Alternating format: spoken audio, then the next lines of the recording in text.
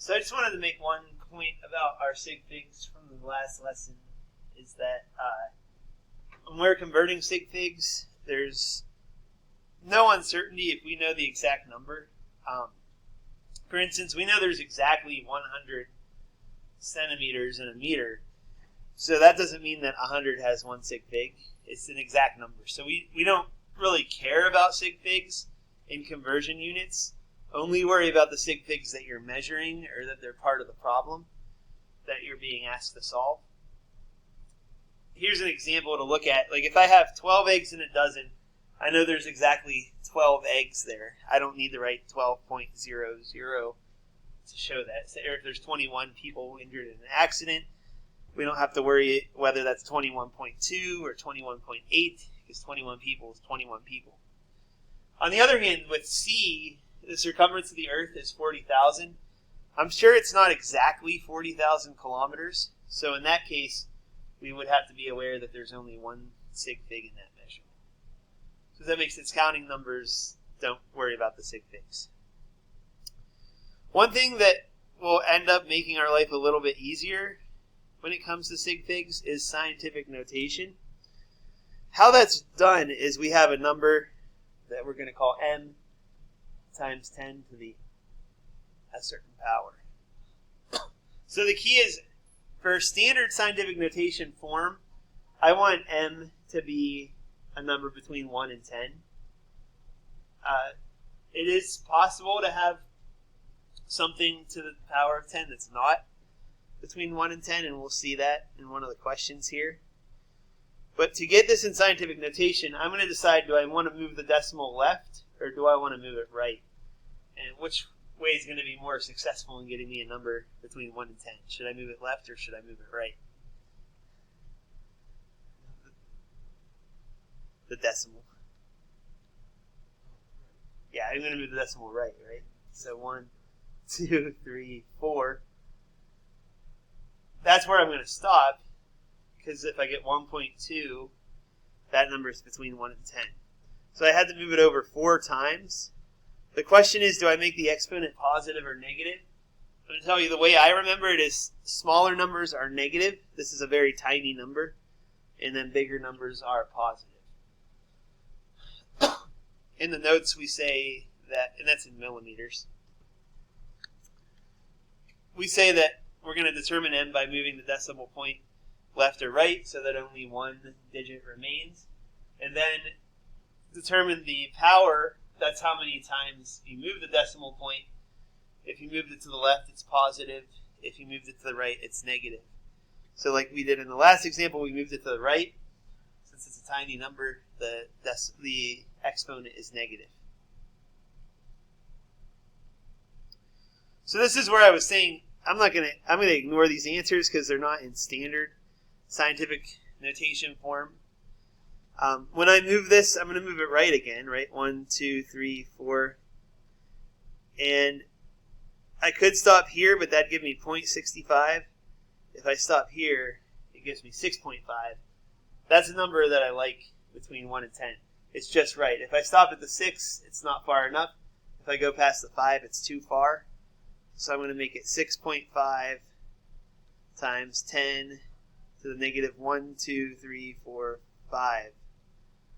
6. 1, 2, 3, 4, 5. So I guess technically C would be right because they had it as 65, but we're going to leave it in standard form here.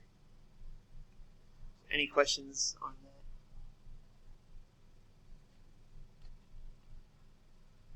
Now we want to be able to do adding and subtracting with scientific notation. And honestly, we're going to be allowed to use our calculators. So I'm just going to recommend doing that. Put this in. So normally you'd probably type it as 4.2 times 10 to the 4th. And then add 7.9 times 10 to the 3rd, which is fine. However, instead of having to type all those 10s in there, let's make it easier. There should be a button on your calculator, depending on which one you have. It's a capital E. I think on the iPhone it might be a lowercase e. You can't, yeah, you can use the one on your phone. It might be a lowercase e. Just don't get it confused with the number e, which looks like it's 2.71. That's something different. But how I'm going to do this, and you can try it on your calculator to make sure you know where the button's at. I'm going to do 4.2 with that capital E. Don't even bother putting the 10. Just write 4. And then 7.9 E3. So that will give me the same value. And it's a lot shorter. And it avoids some ambiguities with the time sign that we'll get to later. But basically my answer is 49,900. So 49,900 kilograms. No, I could have got that a different way. I could have done it using the numbers I have. We know that we can't add these if they're the same power of 10. I'm going to have to change one of the powers of 10. So I'm going to just pick this one, bump it up to a 4. Since I made the 10 bigger, I have to make this number smaller. So I'm going to make this 0.79 times 10 to the 4th. Now, since these have the same power of 10, I can add them. So this is going to equal 4.99 times 10 to the 4th. Notice that's exactly what I got here, right? Because if I move the decimal to the left, 1, 2, 3, 4, I get 4.99 times 10 to the 4th kilograms. So see how we can do that by hand or using the calculator. These are the same number. Now there's one last step. Because this has, how many sig figs would this number have?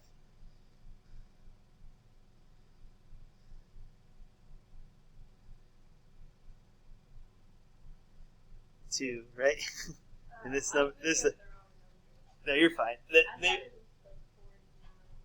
Oh, well, that one has 3. That one has 3 sig figs, if that's what you said.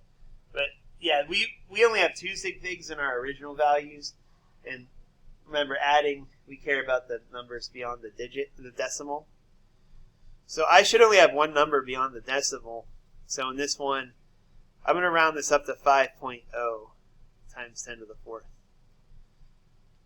See how our answer should only have 2 sig figs. There's something to be said here, because I could make this 2 sig figs, 500,000 or 50,000. Problem is, I don't know where to stop. How do I know which one's a sig fig? Remember, I told you can put a slash above the 0 to note that that's 2 sig figs. So that either way is. Dale Freeling, if you're in the building, please call or go to the cafeteria, please. Either way, I get 50,000 or 5.0 times 10 to the 4th. Makes sense. Good. So let's try multiplying. Same deal. I'm just going to do it in the calculator real quick. So we have 5.23 E6 times 7.1 E negative 2. And that will give me 371, 330. So 371, 330. That unit there with the Greek letter is a micrometer or micron. This also needs to be pared down in terms of sig figs. But before I do that, I'm going to write it in terms of scientific notation. So I can move the decimal over 1, 2, 3, 4, 5. Make it 3.71330 times 10 to the positive 5th. Or with sig figs, how many sig figs does this number have? 3, and then this number has 2.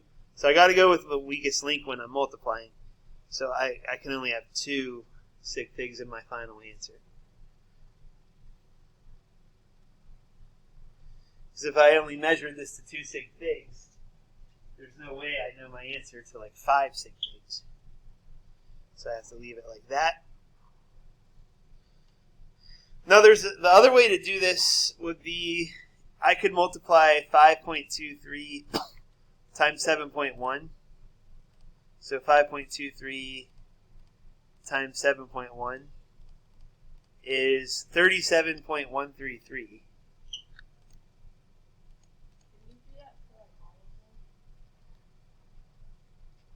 All the like multiplication ones. Yeah, as long as it's multiplication. Remember, we did addition separate because addition, you need to have the 2 powers of 10 be equal. But yeah, multiplication, since even if it's a 6 and a -2, I can still do it like this. Because what I'm going to do is I'm going to add the powers of 10. So 6 and -2 adds to give me 4. Again, sig figs would make this 37 times 10 to the 4th. And then there's just one thing I don't like about that. It's not, this number is not between 1 and 10. So let's pull this over 1, make it 3.7. Since I made this side smaller, I can make this power bigger and make it 3.7 times 10 to the 5th, just like we had from the calculator. So that's 2 different ways. You can do it by hand, you can do it on the calculator, just as long as your final answer only has the correct number of sig figs. Make sure you have the units there as well. Any questions on that one? So division is going to be pretty similar.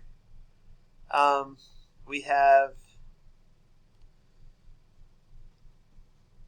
5.44 divided by 8.1. Let's just do it on calculator. I like doing the calculator first so I can prove that I'm giving you the right information.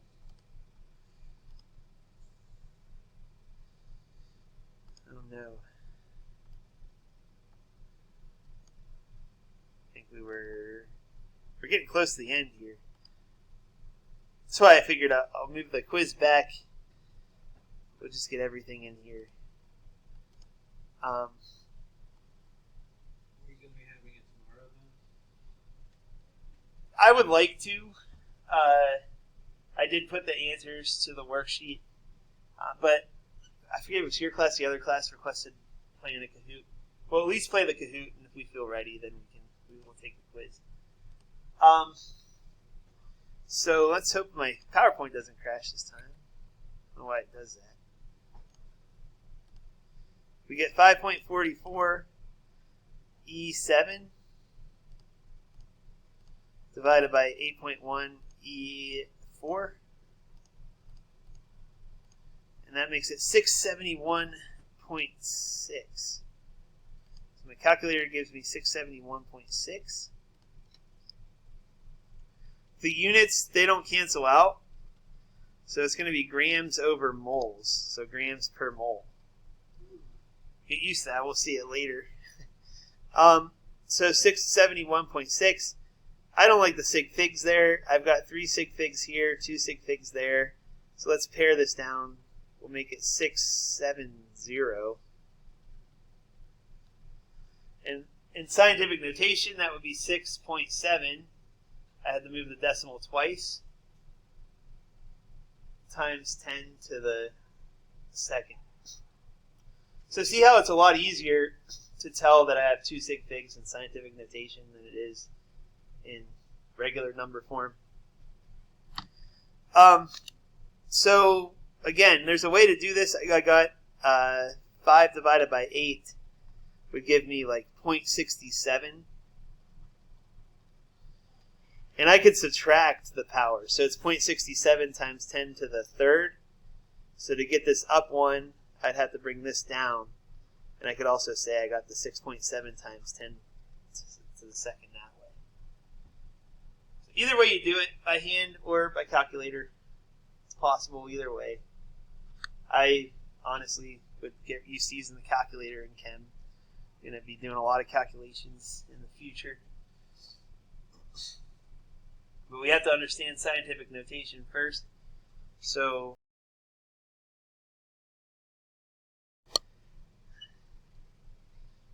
So the last thing we're going to talk about here is just a general overview for how we're going to solve problems.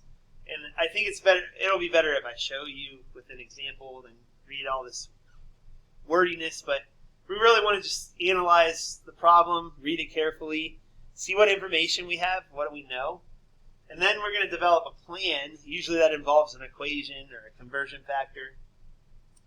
Make sure you substitute your data and conversion factors into that plan. And finally, what I think is the most important part is evaluate your answer. Make sure the units are correct. Make sure they cancel out. You should already have an estimate of in your head what it should be. One time I think I had a physics test where the student put that the kid on a swing weighed 75,000 kilograms or something like that, and I was like, try to think if that's reasonable before you just turn it in. You made a calculator error or something. But yeah, make sure you've got sig figs. Can we collect rainwater?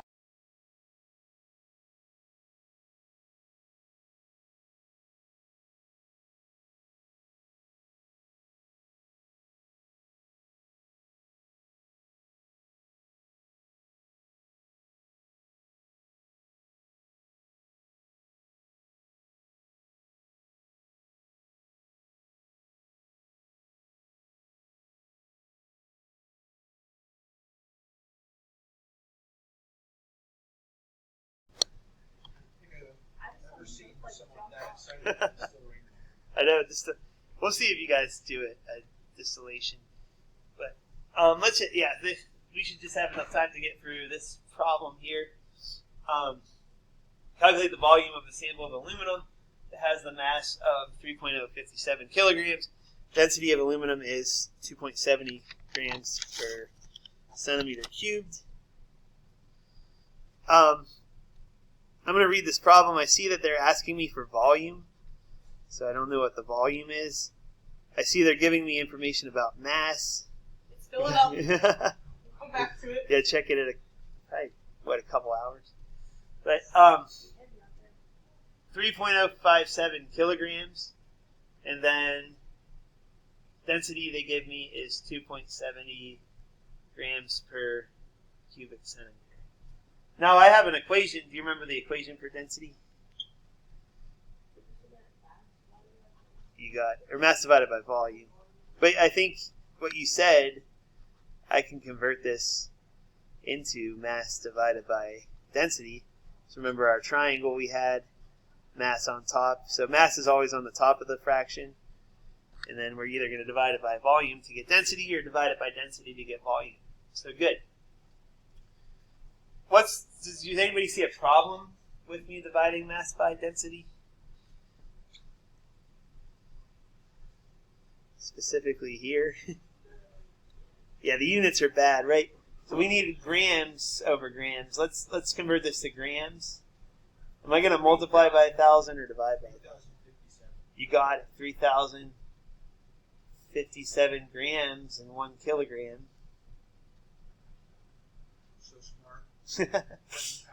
Brain power. So to find the volume, now I can just plug it in. This is kind of my executing the plan. I get 3,057 grams over 2.70 grams per cubic centimeter. Grams cross out, and because the centimeter cubed is kind of on the bottom twice, it's 1 over cubic centimeters.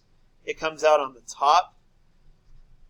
And 3,057 divided by 2.70. So all I want to do is just make sure it's in correct sig fig. So 1132. We said that was going to be in cubic centimeters. The sig figs, this one has 3 sig figs. This one has 4. So when I divide them, my correct answer should only have 3. So that'd be 1130 cubic centimeters. If you want to really drive home the point that 0 is not significant, we could write 1.3 times 10 to the 3rd cubic centimeters. So that either of those would be an acceptable answer. We'll finish up the chapter next lesson. Thanks.